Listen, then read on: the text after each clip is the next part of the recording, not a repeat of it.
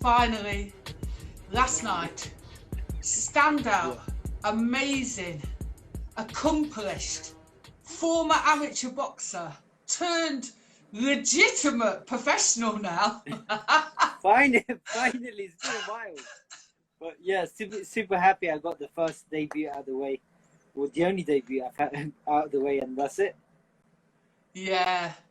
Do you know what? I'm gonna say, first of all, congratulations, Masood, on finally, after a long wait. Far too long. I mean, I think it's the longest a person has to wait to compete. Like nearly 2 years. That's pretty much my entire amateur career. But yeah. Yeah. So, to be fair, I think somewhere in the you will get something in the Guinness Book of Records in terms of the longest awaited debut in the history of boxing debuts. But listen, congratulations. That's the first thing I'd like to say. You know, brilliant.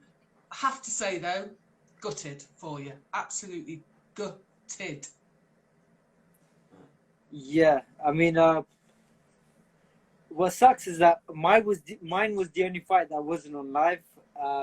But you know, someone had to fight at the prelims or whatever, and it just happened to be me. It's just, you know, a bad roll of the dice, I suppose. But yeah, I just can't wait for the video to come out because I know what I did wrong inside the ring, and I was a little bit too eager.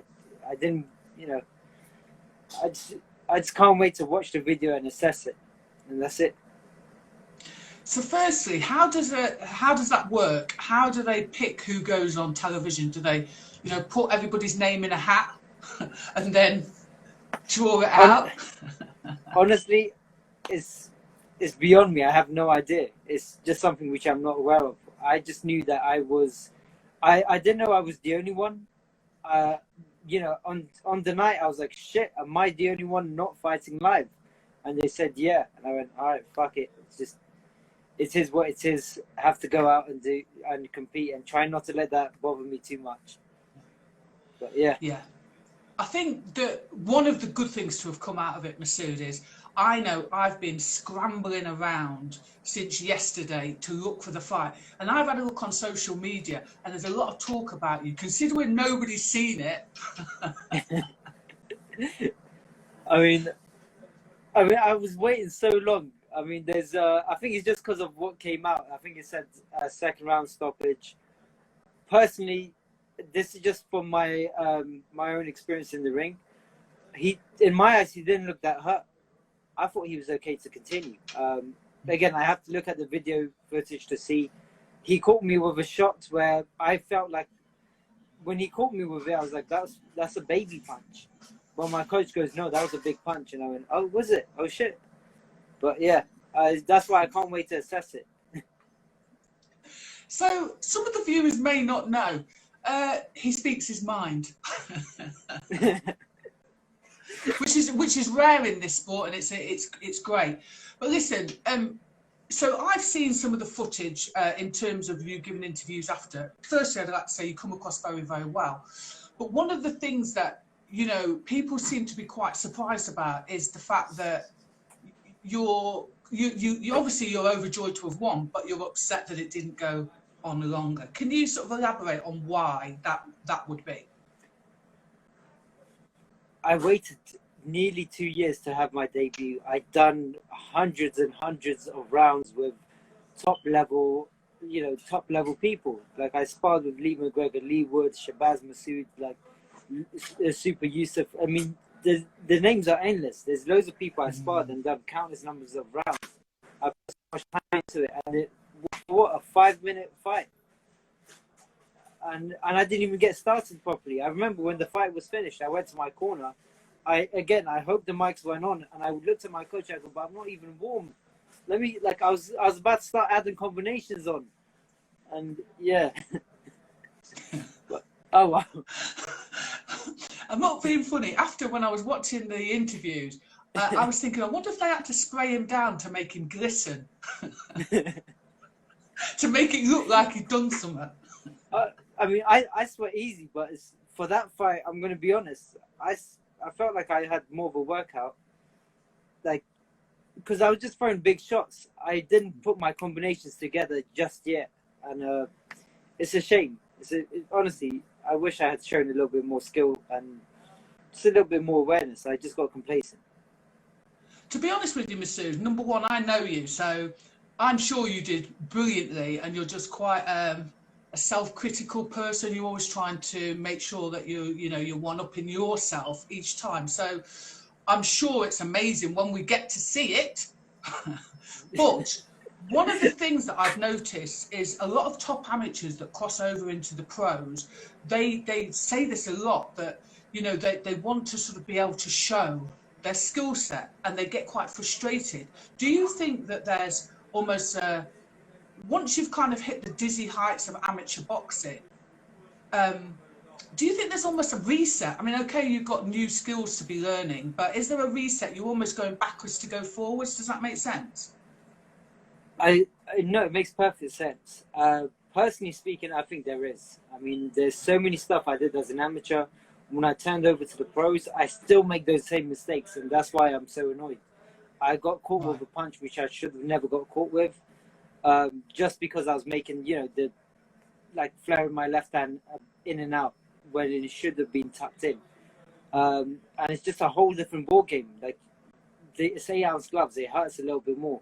Even if you hit someone, you're going to feel it against your hands a little bit more. So you kind of have to sit and make sure every punch is calculated rather than just flicking punches in and out. But yeah, it is a different ball game, and you do have to kind of reset and start from the beginning. Jim, do you know from iBox Boxing, Jim? I mean, he wants to kind of move his rounds. He was saying the same thing. And I think it feels a little bit like there's a fine line for you, the boxer, and your trainers to keep you at the right level versus trying to show your skill set a bit more. Do you think that's what's happening there? I think so, yeah. I mean, it's 4 rounds, you're fighting against because if you catch someone, they're not going to be as engaging as they would be in the amateurs. So it's hard to display any skill set when, sometimes, in my case, which was one-sided, so it's hard for me to show proper defensive skill or proper head movements or footwork when it was just lump-sided. Yeah. But the good thing is we can't wait for the next one, and you are hoping to get one out before Ramadan. Yeah. I mean, I told him. So I had an interview, and I said it in the interview. I want to fight before Ramadan, before the 12th of April. I want to go out, compete, because as an amateur, I competed during Ramadan, and it wasn't good. It burns you out. You have no power, you have no strength, no nothing, and I don't want to make the same mistake as a pro. I want to make sure I fast during Ramadan, at least take a month after Ramadan to recover and get back in good health, and then start competing again. So if I can get a fight before Ramadan, amazing. So effectively, I mean, I saw it. I saw it and I thought, you pushy so-and-so. No, I didn't. No, to be fair, Masood, I thought, do you know what? Yeah.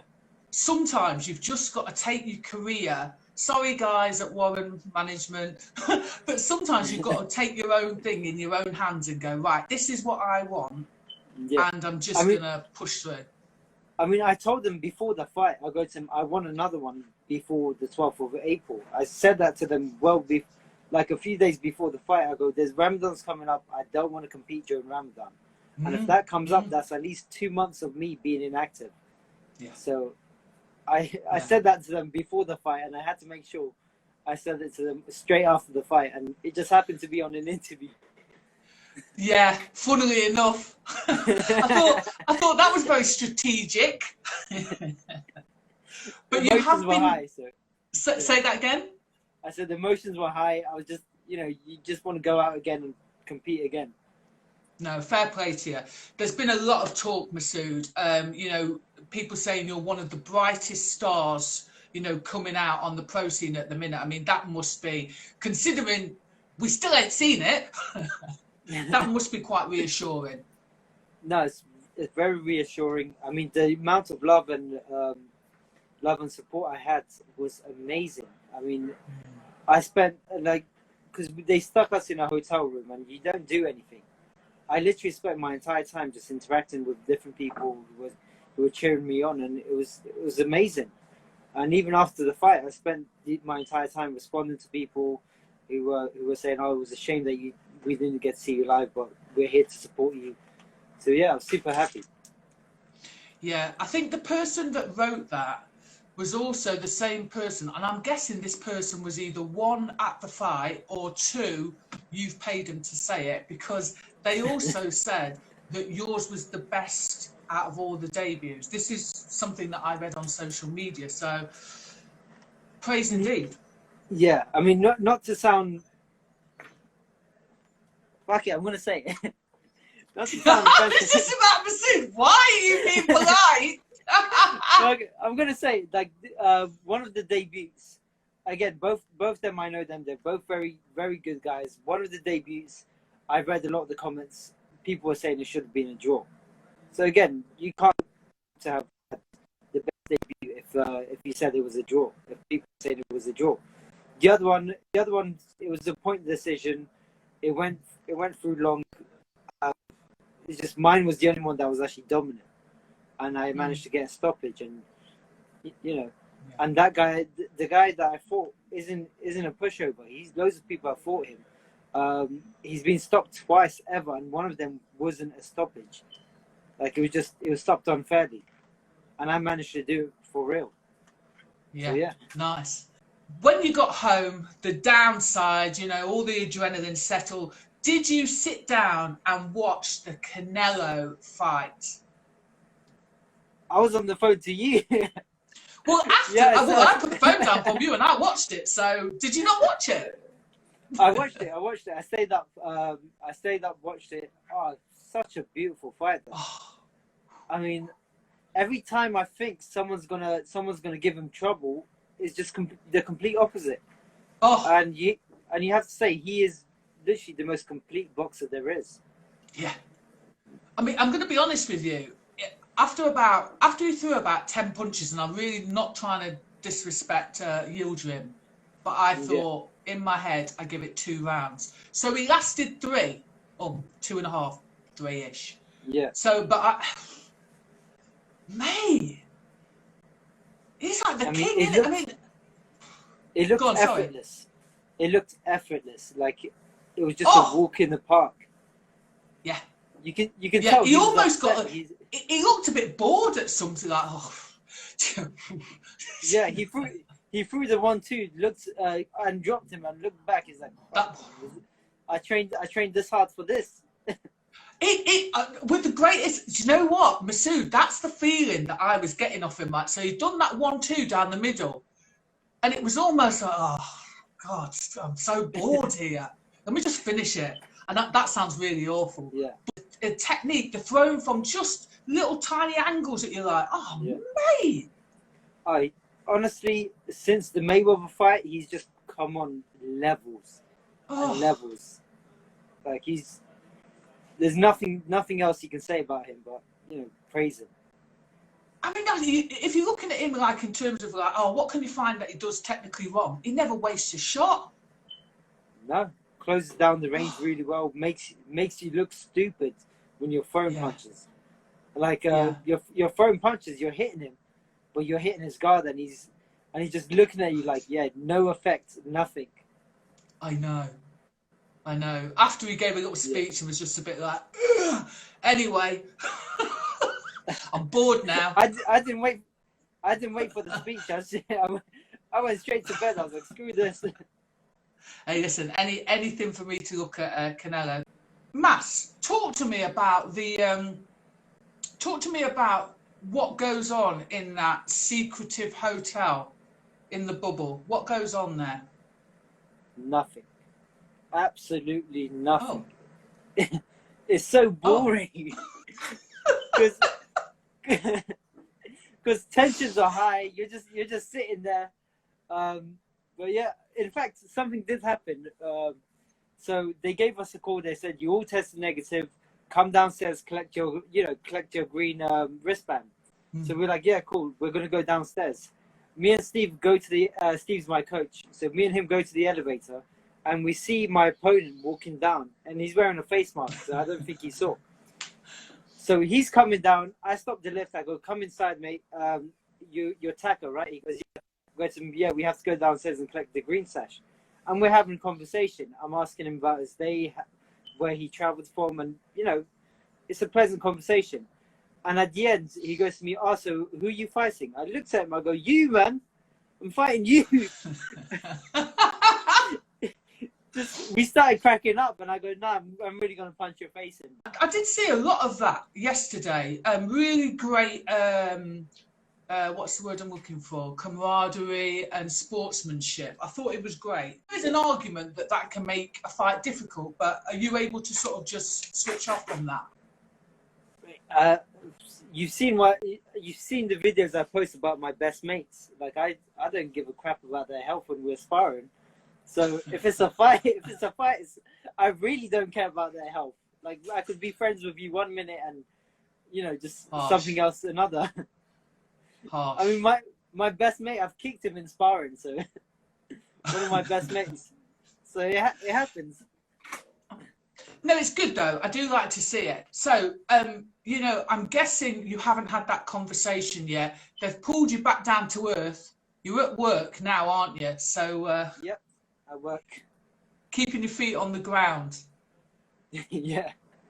I mean, there's no time. You don't have any time to do anything. My brother had surgery, so he's been off work for a little bit. So, I wanted to relieve my dad from work, and just came to take over. That's it. Yeah, nice. So this week, do you think you'll have that conversation, that all-important conversation, as in, i.e. stalk your management team? We spoke just before this conversation. We spoke just before this live. We have a meeting set up. Just going to go down and speak to them, trying to arrange a new fight sometime soon. And they seem very, very up for it. Like they want to get me another fight as soon as possible. And it's really good to have your managers on board and on your side. Yeah. So super happy about that. Sorry, somebody's just said, Jordan, somebody other just said, congratulations, Mas. Thank you. Thanks. There you go. Listen, Masood, I am so pleased that you finally got out. I mean, I think I'm excited because I know what you're capable of, and I just want the world to see what you're capable of. Yeah. Do you know what I mean? Yeah. Can I ask a question? Sure. Did you use your jab?